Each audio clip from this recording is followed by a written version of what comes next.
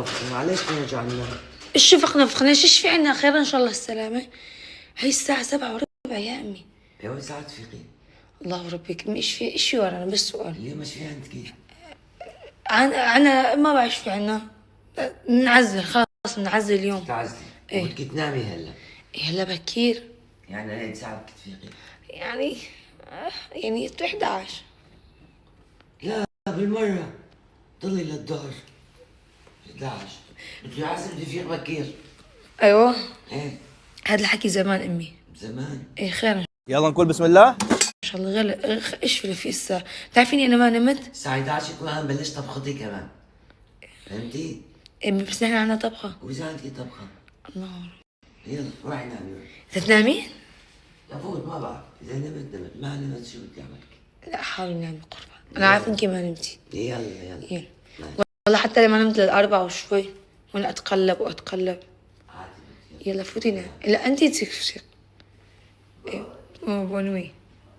نامي ها. ايه مع انه اشك. عن كيف عيني.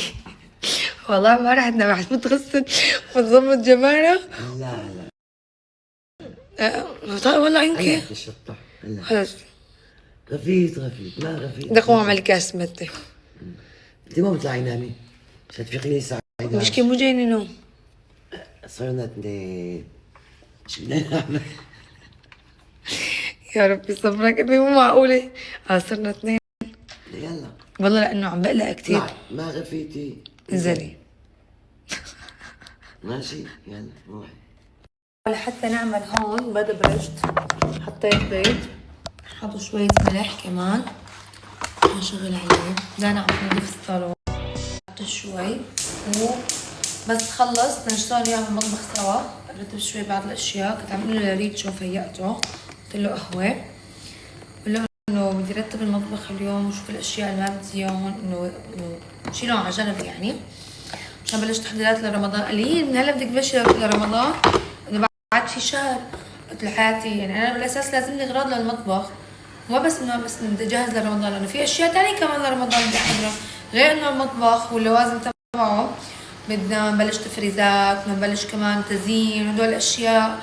يعني في كثير بتلاقوا الوقت دغري طار منا. فشو انا بدي انه اجي على اخر وقت اتلهوج؟ لا، بشتغل على رواق وعلى هدوء.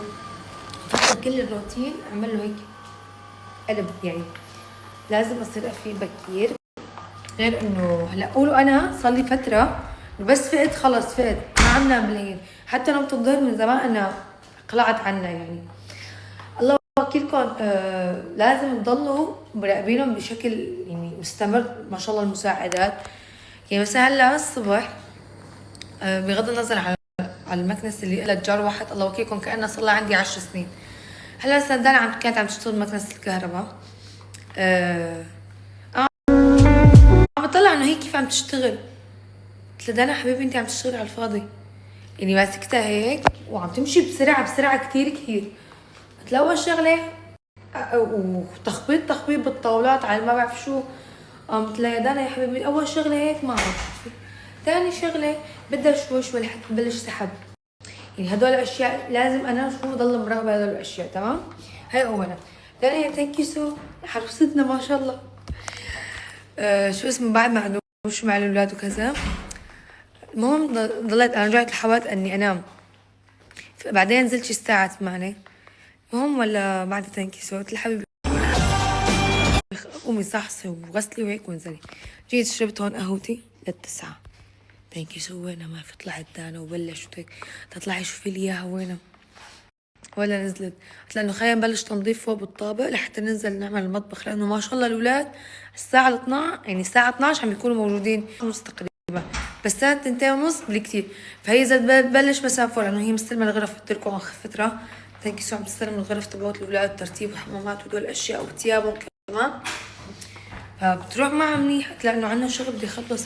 الله وكيلكم كل رمضان بقول بدي اشتغل بكير وانه احضر وهيك بتلهوج وبطير الوقت مني هيك بسرعه.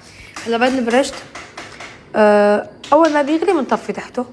صار لي زمان بابا اكل ماما قال لي بابا فيقت له حرام اتركها نايمة. مالي؟ قال لي والله طيب خليها نايمة. باكل لي لقمة، اخذت الدواء، في دواء عادي باخده بدون يعني بدون اكل، ما بعرف شو اجى على بالي هلا البيض لاني شفت بابا، فرح اكل. في دواء تاني رح اخده ونبلش شغل انا وانتو. تكون دانا خلصت هون، خطينا فضت كل شي ورتبناه سوا. هون كمان كنست، رح رجع الطاولات، خلينا نشغل شي. طبعا اكيد التي في لازم تمسيح اليوم. ريحتها بتقتل. خطير ما حدا انا نسيان نطفى يعني المخلوقة، افضل ما يوصل. يا الله الريحة الريحة. سؤال مهم، انا اليوم ليش حاسة حالي فعلي وضعية الحمال بالفاية تتفقد كناينا شو مشتغلين. عن جد، ولا يمكن لاني انا ضايجة عم بحاول اتسلى بشي او طلع لي شغل من تحت الارض بصراحة ما بعرف. كتير مو شوي، قايمة ومتنشطة كتير يعني عبالي اعمل شي